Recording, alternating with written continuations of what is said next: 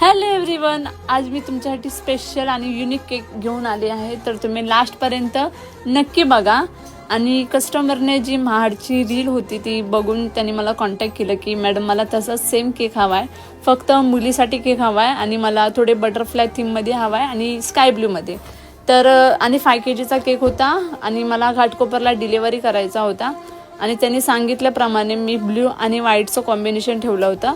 आणि जे butterfly stand होतं ते मला ट्राय करायचं होतं, कारण की आता खूप तो सध्या ट्रेंडिंगला चालू आहे बटरफ्लाय केक, आणि मला ट्राय करायचं होतं आणि माझी खूप इच्छा होती तो केक बनवायची.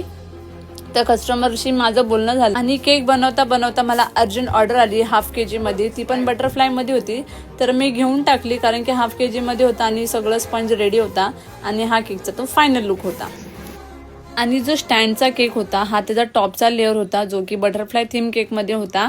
आणि जे बटरफ्लाय होतं ते नवीनच आणलं होतं, ते मी पूर्ण असेंबल करत होते, कारण की मी फर्स्ट टाइम यूज करत होते आणि मला ह्याची एवढी कल्पना पण नव्हती. बट बघून बरोबर ते अटॅच करून घेतलं. आणि तर मी या सगळ्या गोष्टी फर्स्ट पार्टमध्ये नाही सांगू शकत, तर उद्याच्या पार्टमध्ये जो की सेकंड पार्ट येणार आहे, तर तुम्ही त्याच्यामध्ये मी घाटकोपरपर्यंत कसा केक नेला आणि केकचा फायनल लुक सगळ्या गोष्टी सेकंड पार्टमध्ये नक्की बघा. And thank you for watching.